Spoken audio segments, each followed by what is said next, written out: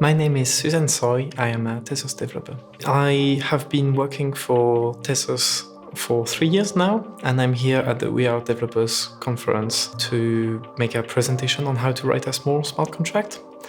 My job these days is mostly focused on making tutorials and educational material and presentations like this.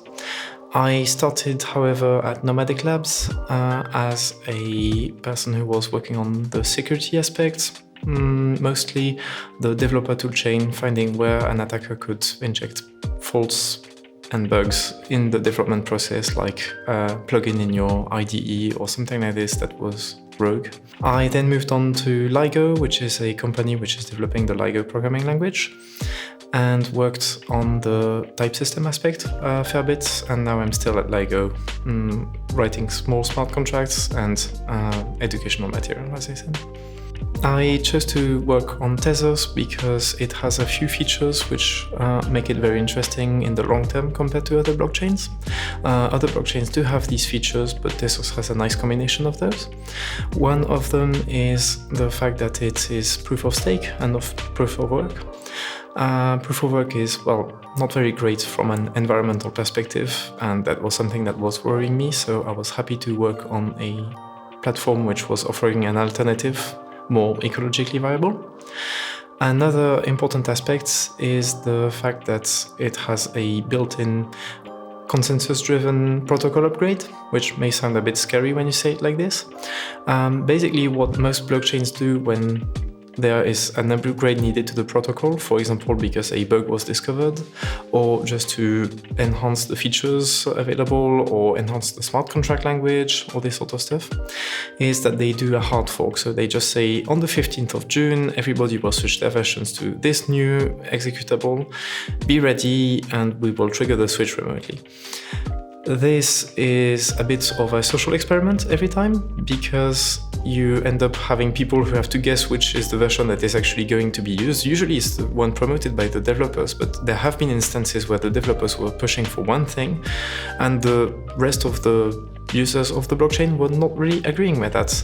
And in some cases it caused a split between two variants of the same cryptocurrency.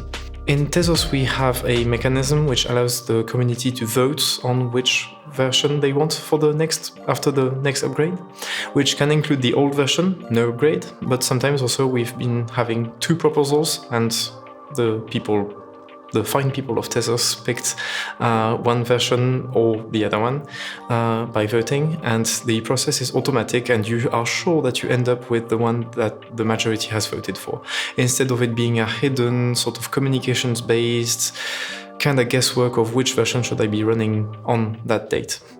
I think the team for which I work is an interesting team to work for because it is inclusive and diverse. We have people from various backgrounds, not necessarily programmers with this level of training in that university. This is not what we're looking for. We're looking for people who have something interesting to bring to the ecosystem. It also means that people have the opportunity to find their spot and find the tasks that they want to work on. As I mentioned, I've been working on some very varied and different tasks that are not necessarily related. Writing smart contracts is a bit of a fun thing that I quite enjoy doing. It's just a good environment to allow you to explore and learn and not stand still, basically, and just progress in your career. The most helpful resource that helps me build applications on the Tezos ecosystem is the documentation and community. We have some fairly good documentation available for either the programming languages, but also the inner workings of the blockchain itself, the protocol, etc., as well as all the distributed apps parts for the client side. No documentation is perfect, which is why it's pretty cool that we have always people who are very happy to reply to questions. If there's something that's not clear in the docs, I always know that I'm going to be able to find someone who will answer me and help me get unstuck. So it means that I don't really spend much time getting stuck in some sort of API hell when I don't really know how to talk to that thing which I need to interact with. It's just always quite streamlined. So I think that the future of Web3 development is that the technology will mature and we will learn how to best use the tools that we have.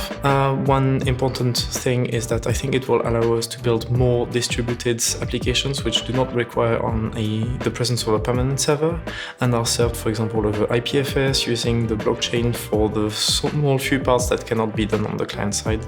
I think that will allow us to have a more permanent web that is a bit less the kind of chaotic 404 not found collection that it tends to become very easily.